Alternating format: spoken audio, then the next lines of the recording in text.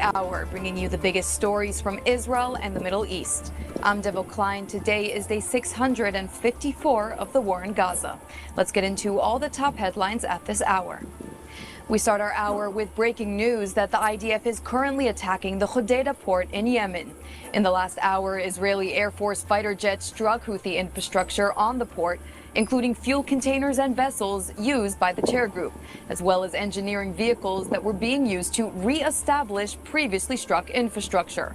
The Hodeidah port was notoriously used by the Houthis to receive weapons transfers from Iran, allowing the terror group to initiate attacks against Israel, the United States, and their allies. Defense Minister Katz reaffirmed his statement from earlier this month.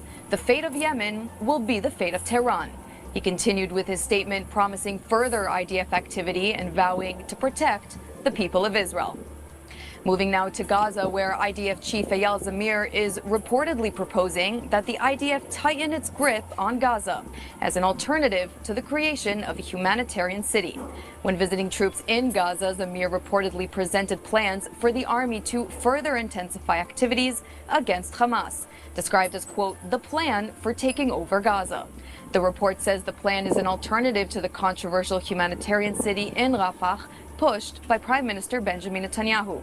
Reports are indicating that the new plan presented by Zamir calls for Israel to hold much more territory in Gaza, something that coincides with the recent expansion in operations and new evacuation orders in Deir el-Balah released yesterday. And a shocking video was released last night by the IDF Arabic spokesman depicting a mob of Gazans storming an aid delivery shipment, tearing through the packaging, and interestingly, but not surprisingly, the IDF soldiers stationed by the event are not only calm and composed, but you can hear the commander ordering his soldiers to hold fire. Let's watch the clip together so we can hear what was said.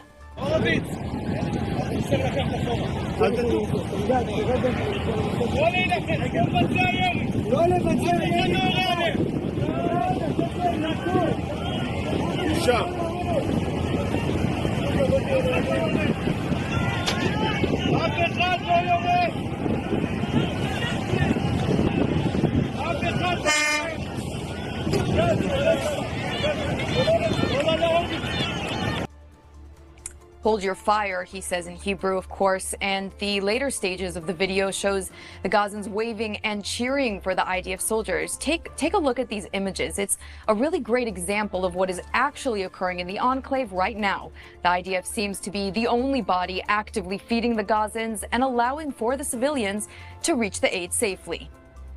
And an interesting report coming out of Washington, Axios is reporting that some of President Donald Trump's aides may be working to create a divide between Prime Minister Netanyahu and the American president.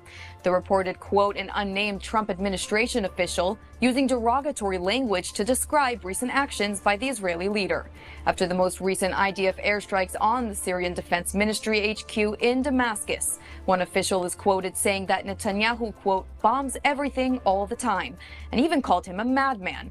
The same official reportedly views Netanyahu's actions as harmful to President Trump's peace efforts. Trump himself has yet to criticize Netanyahu publicly, but the White House did acknowledge that Trump's reaction to the recent bombing of a church in Gaza was not positive. This in addition to Trump's harsh words in the recent few days of the U.S. brokered ceasefire between Israel and the Islamic regime in Iran.